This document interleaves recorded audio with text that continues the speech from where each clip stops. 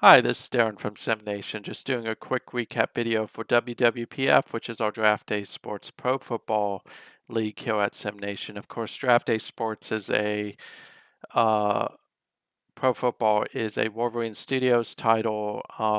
Highly recommended, but I would say wait to purchase it because the 2024 version is coming out relatively soon.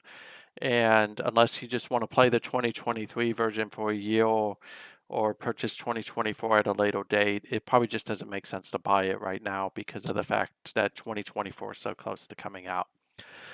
In WWPF, we are in the final week of the regular season. And there's some playoff uncertainty still out there, so I'll dive right into that. We'll start with the NFC. We're certain that Invisible Witness and his Carolina Panthers are the number one seed. It's third straight year. Of course, Invisible has been in the championship game the last two seasons. Well, the first season he lost to Pittsburgh, the second season he won against Pittsburgh, so he's the defending champion. Chicago, we are certain, is the number two seed. This is a CPU team. We're certain that Brian and his Detroit Lions are in the playoffs. We're waiting to see whether they will be a 5 or 6 seed because they're in as a wild card. Philadelphia has won the East. We're waiting to see where they're going to be seeded as well. A lot of the uncertainty plays into the Seattle-San Francisco scenario. They both play each other this week, by the way. So if Seattle wins, then they are clearly the 3 seed.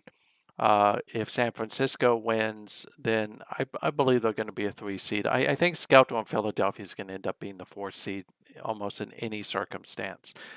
Uh, but how this plays out is if Minnesota beats Green Bay, then, well, let me take a step back. If Brian and Detroit beat Oakland, that's a tall order because that's Peter, then they are the 5 seed regardless of what happens. If Detroit loses and Minnesota wins against Green Bay, then Minnesota will be the 5 seed and Detroit will be the 6 seed.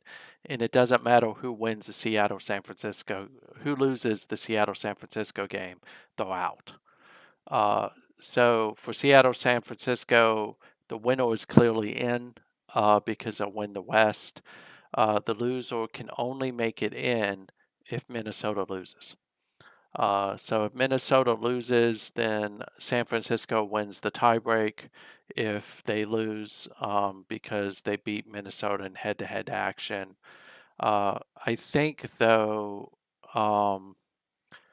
if Minnesota loses and Seattle loses, I think in the end Seattle wins the tiebreak off division record, and then they will be in the playoffs as the 6th seed. So as you can see, it's kind of still a little bit confusing. There's a lot of variation that can happen. But I think at the end of the day, for Spoof, with Seattle is just win and you're in. If you're Stewart, you want to win so you can be in. But if you don't win and you lose, you want Rick and Minnesota to lose. Because if they lose, then you're in. Of course, for Rick, he just wants to win because then he's the 5 seed and he will get Philadelphia. If he is the 6th seed, then he will likely get either Seattle or San Francisco, whoever wins that one. And of course, he probably doesn't want San Francisco because they beat Rick during the regular season already. So very interesting variation there. AFC's not as interesting. Pittsburgh, which is my team, is the number 1 seed. They're trying to play for the 3rd straight championship game. Oakland is the number 2 seed with Peter. He right now for me in the AFC, Oakland is probably the most dangerous team out there. But both Pittsburgh and Oakland will get a first round bye. Shark in New England is a solid 3 seed. Jacksonville with Starfinder is a 4 seed. You may ask how I can say that. Well, Jacksonville beat Houston twice. They own the tiebreak, so regardless of what happens, so they play Indianapolis, Houston plays Tennessee. Jacksonville's already in as the 4 seed, so it's already a given that they are going to play New York because DP is in regardless. He owns a tiebreak against Baltimore. So and right now they're probably the hottest team in the AFC outside of Pittsburgh. And Pittsburgh's a paper tiger, by the way. But so the remaining seat up for grabs is between Baltimore and Houston. So Baltimore wins, they're in. There's no question. And they will get to play New England. So they play New England this week, which is a tall order to beat Shark. Shark is a really good coach, but so is Kevin. So it'll be an interesting game to watch. Kevin would love to win it because then it gives him confidence going into the wild card round where he'd play New England again. If Houston wins and Baltimore loses, Houston is in and they get Shark in New England. So JP would love to be able to win that one and then go up against New England with the hopes of upsetting them. Uh, if Houston loses and Baltimore loses, then Baltimore is in, and then they play New England again. So there's some clarity there, right? Um, I will kind of talk a little bit about the hot teams right now. So Brian in Detroit is hot. Of course, the challenge with that is they run straight into Oakland. Um, I the win against Seattle is a quality win in any way, shape, and form. Spoof has done a great job at Seattle. Brian's done a great job at Detroit. Um, Minnesota, I think the biggest issue with Minnesota right now has just been sometimes a lack of defense. So the games they've lost are against quality teams. They haven't lost any real games except for maybe the first week against a non-quality team. They beat Carolina. They're the only team to beat Carolina this season, so that should give them some confidence. So if they can beat Green Bay, as you saw, they lost to Green Bay earlier in the season, but that was week one. Then they should be okay. Carolina is still probably the hottest team in this division, so you want to keep an eye on them. San Francisco started to make some really good movement. Stewart's got them back on the right track. But again, even though Spoof's lost two in a row, you have to look at who Spoof has lost to. So he lost to Brian and he lost to Philadelphia. Those are two of the divisional winners. And then he struggled. He lost to Carolina. He lost to Pittsburgh. He lost to Baltimore. So he hasn't lost to a lot of big name. He hasn't lost to anybody that isn't a big name. I almost said that the opposite. So it'll be interesting to see. Skeletor is a danger on the road. At home, on the road, he's kind of weak. So he may be able to win his first round game, but then when he goes on the road against either Carolina or Chicago, I don't think he should be as confident. In the AFC, I still think the road to the championship goes through Oakland. So of course, if Oakland and Pittsburgh meet, then Pittsburgh will have home field advantage.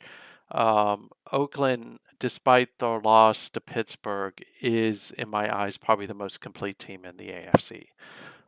DP in New York are hot.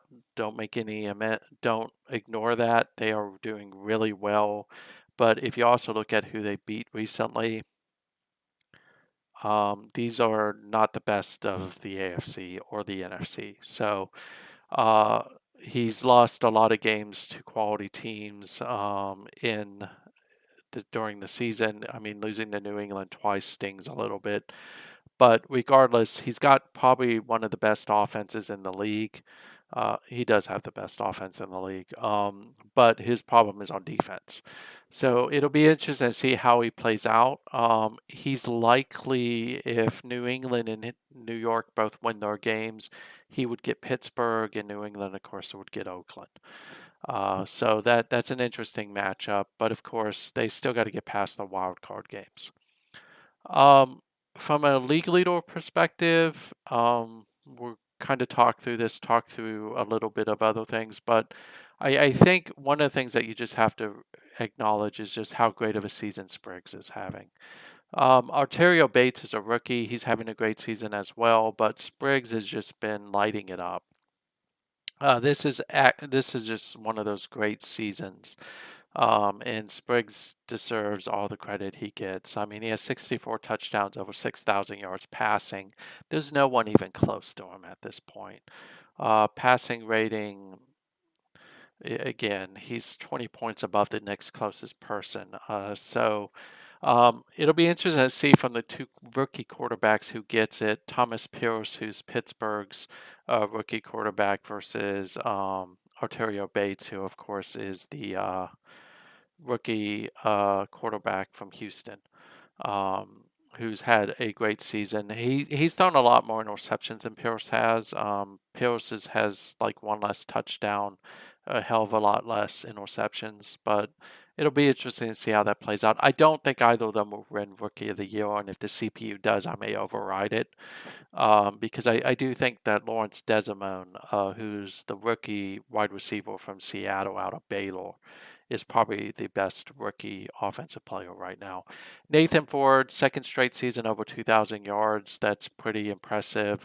2 seasons ago in the draft, I did say he was a generational player, and it's bearing out. So just a great season from him. It's great to see Rob is back with the Bills. He didn't have a great season last year, but he's having a great season this year.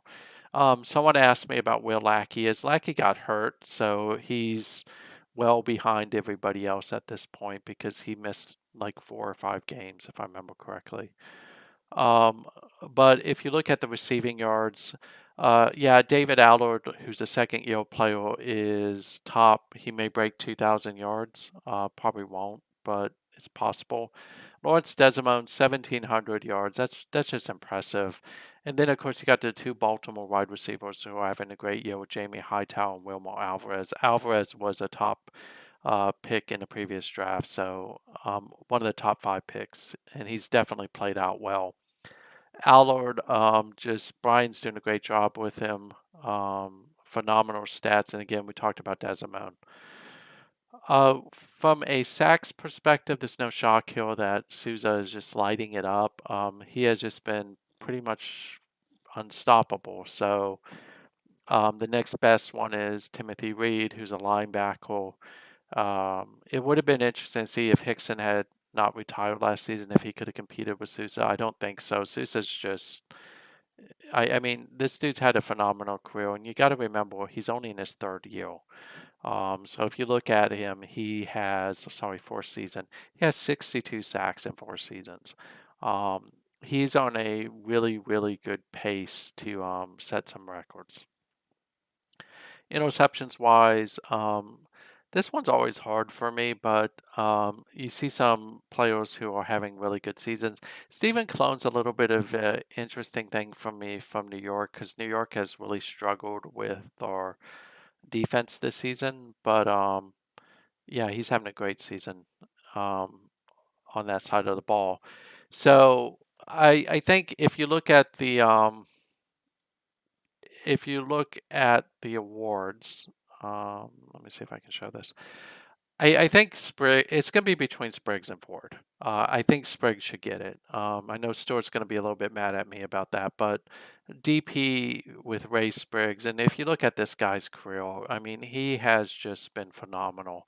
Is he a Raynor? No, but there was only one Raynor. But if you look at him, he is just, when he's healthy, he is absolute dynamite. And look at that, 5 interceptions against 490 attempts. That is just really, really amazing. So I think Spriggs should win it. The CPU may try to give it to Ford. I'm probably going to override it. I think Ford's had a great season, don't get me wrong. Second straight 2,000 yard is pretty amazing. And these other quarterbacks have had good seasons. It's just Spriggs has outshined everybody at this point. Same with offensive MVP. Defensive MVP, it's Dustin Sousa. It's not even close. 20 sacks is not something you can bat your eye at. You could make an argument for Timothy Reed, but you really have this. I think really, despite how unpopular it may be with some people, none of these three should win it. It should go to Desimone. And then if it doesn't go to Desimone, it's really a toss-up between Bates and Pierce. You can make the argument that Pierce has less yards than Bates, but Pierce is going to the playoffs with an undefeated team, and he's a rookie quarterback in a fifth-round draft pick versus Bates, who is a first-round draft pick. But we'll see how that plays out. I think that Kraus is probably going to be the person that wins the Defensive Rookie of the Year, but We'll see how that plays out as well. 128 tackles. He's up there among the league leaders. I mean, you could make the argument for Stevie Upchurch. And then I got to look and see. There may be some other players that aren't showing up. But that's kind of where we're at. So with the playoffs, I still like Carolina and Oakland to make it to the championship. I think DP's got his team dialed in, and granted, it's against lesser opponents, but once he starts to win, he really gets rolling. Got to keep an eye out for Shark. Starfinder has upset people in the past with Jacksonville, so you definitely got to keep an eye out on him. I don't think Pittsburgh is going to progress very far. I think that they have too many issues right now. So in next year's draft, I got to really focus on replacing some older players.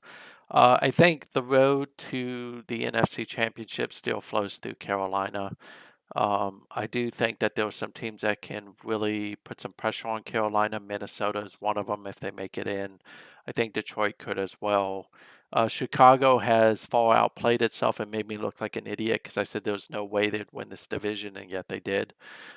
So if you want to join the league, I would highly recommend Chicago as a team to look at, and then of course some of the other teams that are doing pretty well would be Kansas City.